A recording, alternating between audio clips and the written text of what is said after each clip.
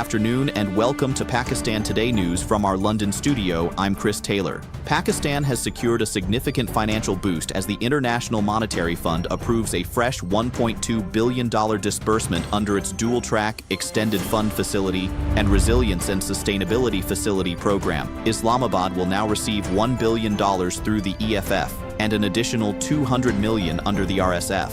The IMF praised Pakistan's macroeconomic stability despite recent floods, pointing to a primary budget surplus for fiscal year 2025 and steadily rising foreign reserves. It reiterated the need for continued fiscal discipline, improved taxation, and pressing energy sector reforms. For more on the government's reaction to the IMF review, we're joined from Islamabad by our correspondent, Sarah William. Sarah, what are you hearing on the ground?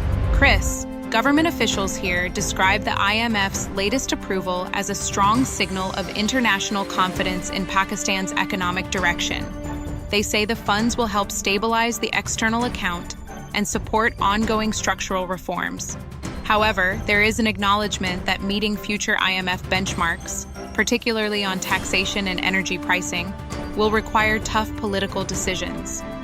Economists caution that while the disbursement provides short-term relief, long-term stability hinges on sustained policy discipline and resilience planning. Back to you in London.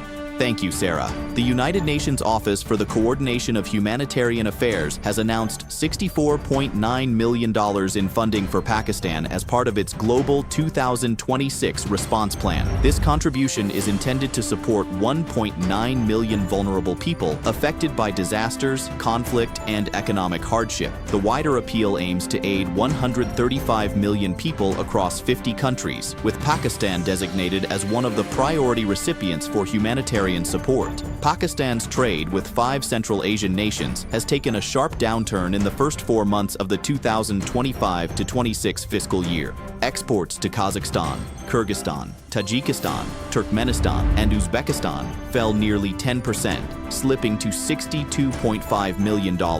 Imports dropped even more steeply, down almost 64%. Despite official efforts to expand regional trade, the only bright spot was Uzbekistan, where Pakistan's exports jumped over 51%, while shipments to Kazakhstan and Turkmenistan saw deeper declines. Turning to politics, the Pakistan Tehreek-e-Insaf has warned that it may boycott National Assembly proceedings if what it calls political pressure continues. The party says it will not accept any -1 formula and has hinted at mass resignations if tensions escalate. In response, Speaker Ayaz Sadiq has offered to mediate, urging both sides to pursue dialogue rather than confrontation. In defense matters, Chief of Army Staff and Chief of Defense Forces Field Marshal Asim Munir issued a stern warning to India, asserting there should be no misapprehension regarding Pakistan's capabilities. He said any future conflict would prompt a response that is faster and more intense.